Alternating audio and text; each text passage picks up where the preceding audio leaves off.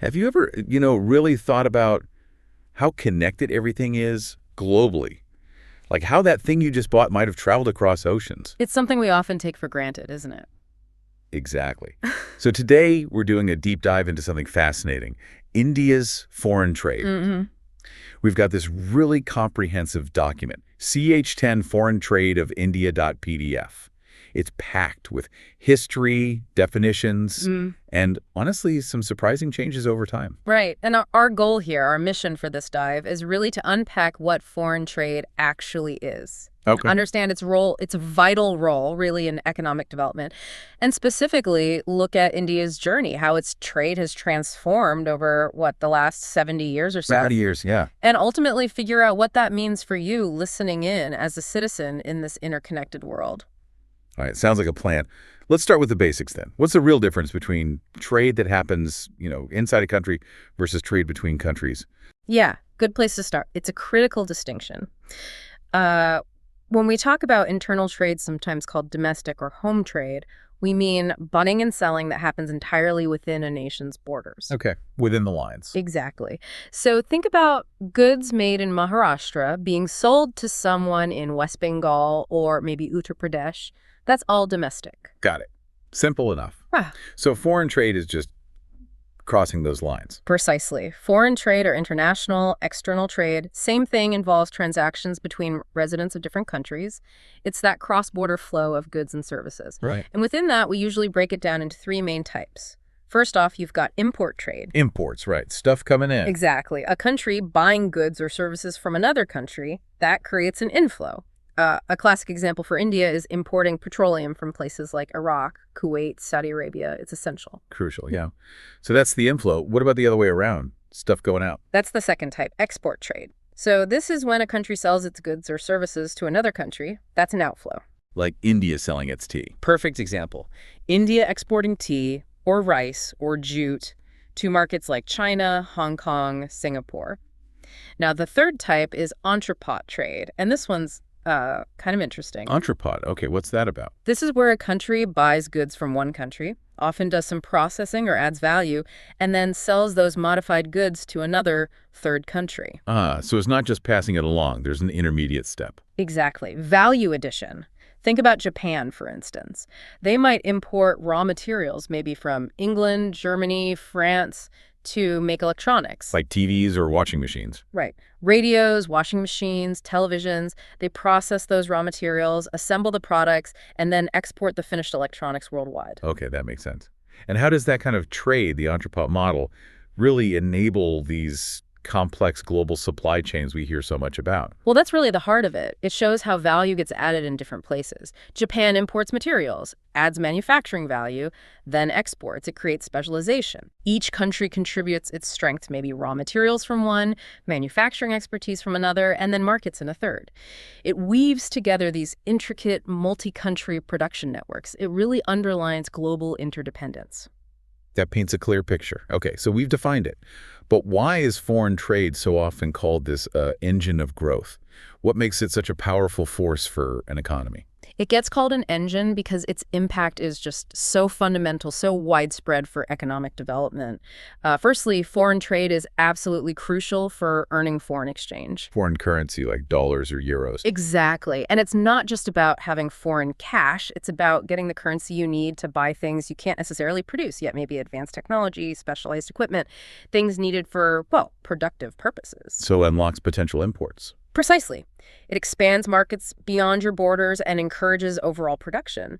Secondly, it strongly encourages investment. Oh, so Well, if producers know they can sell to a global market, not just a domestic one, they have a bigger incentive to, increase their output, invest in better machinery, expand operations. It pulls in more investment overall. okay, bigger market, bigger reason to invest. Makes sense. Third, it fosters division of labor and specialization, but on a global scale.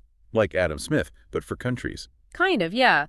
Countries tend to export things where they have an advantage as maybe abundant natural resources, maybe specific skills, and they import goods that other countries make more efficiently. Yeah. Everyone benefits from focusing on what they do best. And that naturally leads to using resources more effectively. Exactly. That's the fourth point. Optimum allocation and utilization of resources. Resources flow towards producing goods that give the highest returns, leading to more rational, efficient resource use across the globe. Okay. What else? Fifth, it can help with stability in the price level. By connecting domestic supply and demand to the larger world market, it can smooth out big swings in prices within an economy, makes things a bit more predictable. I can see that. Yeah. And for us as consumers. Yes. Sixth point, availability of multiple choices. Foreign trade gives consumers access to a much wider range of imported goods, often high-quality, competitively priced products.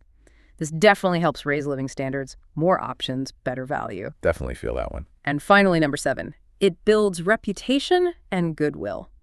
Countries known for exporting high-quality goods gain a strong international reputation. Like Sweet watches or German cars. Exactly. Think of Japan, Germany, Switzerland. Their quality electronic goods, cars, watches, that's earned them global trust, a sort of brand power. Okay, that's a comprehensive case for why trade matters. Now, this is where I think it's really interesting, India's specific story. Since 1947, independence, how has this foreign trade landscape actually changed? The document suggests it's been dramatic. Oh, dramatic is putting it mildly. It's been a profound transformation. One of the most striking things is the increasing share of foreign trade in India's gross national income, the GNI. How much has it grown? Well, think about this. In 1990-91, trade was about 17.55% of GNI. Fast forward to 2016-17, and it had jumped to nearly 48.8%. Wow, from less than a fifth to almost half. That's huge. It is, and the sheer speed of that integration into the global economy is remarkable. Alongside that, naturally, there's been a massive increase in the volume and the value of trade, especially since the early 90s. India is just moving vastly more goods and services across borders now. So trade isn't just a bigger slice of the economic pie. The whole pie influenced by trade got much bigger too. You got it. And maybe even more significant is the shift in what India exports, the composition of exports. Right. What did it used to export? Before independence, it was largely raw materials and primary products. Things like jute, cotton, tea, oilseeds, leather, food grains, cashew nuts, basic minerals. The classic colonial pattern almost. Very much so. But post-independence, especially in recent decades, there's been a major shift. Now, manufactured items are much more dominant.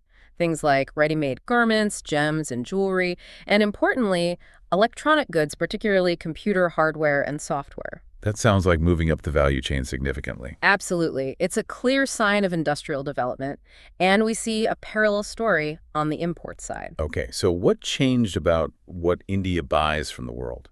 Well, the composition of imports also shifted dramatically.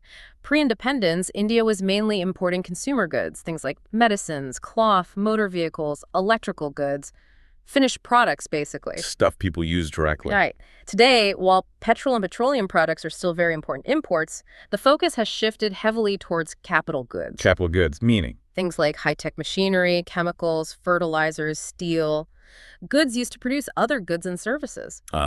So instead of buying finished clothes, India is buying the machines to make clothes or the steel to build factories. Exactly. It's a strategic shift. It strongly suggests a focus on building domestic industrial capacity. It's like changing your national shopping list from household items to industrial tools. That's a really powerful way to put it. What about how the trade happens? Any changes there? Well, logistics are key. The document notes that around 68% of India's trade moves by sea, so ports are incredibly important. And have they kept up? Historically, the main ports, Mumbai, Kolkata, Chennai, got really overburdened. So a crucial development has been building new ports. Places like Kandla, Cochin, Visakhapatnam, and Nhava Sheva near Mumbai. These were developed specifically to handle the increasing volume and ease the pressure on the older ports, vital infrastructure development. Makes sense. You need the gateways to handle the flow. Yeah. Okay, let's talk about the direction of trade. Who does India trade with? Has that changed? Oh, absolutely. Another huge shift. Before independence, the UK, Britain was overwhelmingly the dominant trading partner. It was a very concentrated relationship. Tied to the colonial history. Exactly. But after independence, India made a conscious effort to diversify.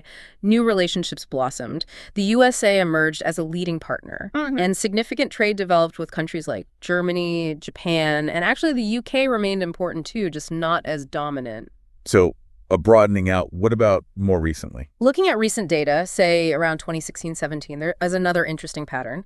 Developing nations as a group now account for the biggest share of both India's imports and exports. Really? Yeah. Bigger than the traditional partners? Yes. Both imports from and exports to developing countries were around 43%, 43.2%, and 43.5% respectively. After that come the OECD countries, the developed economies, and then the OPEC countries, mainly for oil imports. So if you look at the big picture, it suggests a significant rebalancing, a move towards stronger ties with other developing economies. Precisely. It signifies a major reorientation of India's place in the global trade network. More diversified, more South-South cooperation, you could say. Fascinating. Okay, let's zoom in on the really recent period, say since 2001 after major economic liberalization. What are the key trends we've seen in what India sells? Right. The post-liberalization era saw another acceleration. Structurally, within exports, engineering goods have become a real powerhouse. Engineering goods. That sounds broad. What does it include? It is broad. Think transport equipment, cars, auto parts, but also machinery, instruments. In 2017-18, this category made up about 25% of India's total exports. That's a huge chunk. A quarter of all exports. Yep. And just to give a sense of growth, transport equipment exports alone went from about $16 billion in 2010-11 to nearly $25 billion by 2014-15. That's serious growth in complex manufacturing. Incredible. What else stands out? Another really noteworthy trend is petroleum products. India imports vast amounts of crude oil, right? They covered that. But it has developed significant refining capacity, so much so that it's become a net exporter of refined petroleum products. Their share in total exports leaped from about 4.3% in 2001 to over 20% by 2013-14. Wow. Importing the raw stuff and exporting the refined version, that's adding value. Exactly. Then you have chemicals and chemical products, consistently strong performers, around 10.4% of exports in 2014-15. Gems and jewelry remain very important too, about 13.3% in that same year. Still a major source of earnings. Definitely. And lastly, textiles and ready-made garments. Together, they accounted for about 11.3% of exports in 2014-15. India is a major global player here. So the export basket looks much more sophisticated now. What about recent import trends? Anything significant happening there? On the import side, petroleum crude oil and products remains the undisputed heavyweight champion.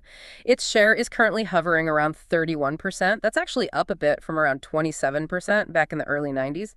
Energy needs keep growing. Still the biggest item by far. What's next? After oil, it's gold. Gold is traditionally the second most imported item, although there was an interesting dip in 2013-14. A dip? Why? Imports fell quite sharply, from around $53 billion down to $27.5 billion. The document suggests this was due to a combination of falling international gold prices and specific government policies aimed at curbing gold imports at the time. Ah, so policy intervention can really impact these flows directly. Absolutely. It shows governments aren't just passive observers. Then we see declines in the import share of some other traditional items. Fertilizers, for example. Their share dropped from over 4% in the early 90s to just 1.3% by 2016-17. Significant drop. More domestic production, maybe. That's often the implication, yes. Or perhaps more efficient use. Similarly, iron and steel imports also saw their share decrease from about 4.9% down to 2.1% over roughly the same period. Okay, interesting shifts on both sides. Let's try and tie this all together financially. We hear terms like balance of payments and balance of trade. What do these actually mean? How do they measure a country's trade health? Right, these are the big scorecards, essentially. The balance of payments, or BOP, is the broadest measure. Think of it as a country's complete financial statement with the rest of the world. Everything included. Everything. It's a systematic record of all economic transactions. Goods, services, investments, loans, gifts, everything between the residents of one country and the residents of all other countries over a period, usually a year. So it captures the full picture of money flowing in and out for any reason. Exactly. It includes exchanges by citizens, businesses, financial institutions, the government. It's the comprehensive overview. Okay, that's BOP. Then what's the balance of trade, or BOT? Is it different? Yes, the balance of trade, BOT, is actually a part of the balance of payments. It's a narrower concept. It specifically looks at the difference between the value of a country's exports and the value of its imports of visible goods over a given period. Visible goods. So physical things you can see and touch. Primarily, yes. Sometimes it's called the merchandise trade balance. So if the value of the goods you export is greater than the value of the goods you import, you have a trade surplus. Which sounds good. Generally seen as favorable, yes. If the value of imports is greater than exports, that's a trade deficit. The source material also mentions including invisible goods sometimes, like services, but often BOT focuses mainly on physical goods. Okay, so BOT is just the goods part, while BOP is the whole financial picture. You've got it. And managing these balances, trying to keep the BOP healthy and manage the BOT, is a key challenge for any country's economic policy. How do you ensure long-term stability and growth through these international transactions? That's the central question. A critical balancing act, for sure. Wow, we've covered a lot of ground. From the basic definitions. Internal versus foreign, import-export, Entrepot. Right. To why foreign trade is such an engine for growth. Earning foreign exchange, investment, specialization, resource allocation, all those points. And then we traced India's incredible journey from, being a supplier of raw materials under colonial rule. To becoming this diversified industrial trading nation, with shifts in what it trades, both exports and imports. Manufactured goods, capital goods. Yeah. And who it trades with, moving beyond the UK to the US, Europe, and now, significantly, other developing nations. Plus the recent trends in engineering goods, petroleum products, and managing imports like gold. It's a story of profound economic reshaping. And India's experience really highlights how these strategic long-term shifts in foreign trade don't just change economic statistics. Right. They fundamentally reshape an economy's structure, boost its global standing, and ultimately impact the daily lives and opportunities available to its people. More choices, potentially higher living standards. It's all connected. It really is a dynamic interplay between policy and global engagement. So maybe a final thought for you listening. The next time you pick up something imported or you hear about global supply chains, just take a second to consider that intricate web of foreign trade that brought it to your doorstep and how that web is constantly evolving. What new patterns, what new connections do you think might emerge in the next decade? How could they reshape economies, maybe even change what ends up on your own shelves?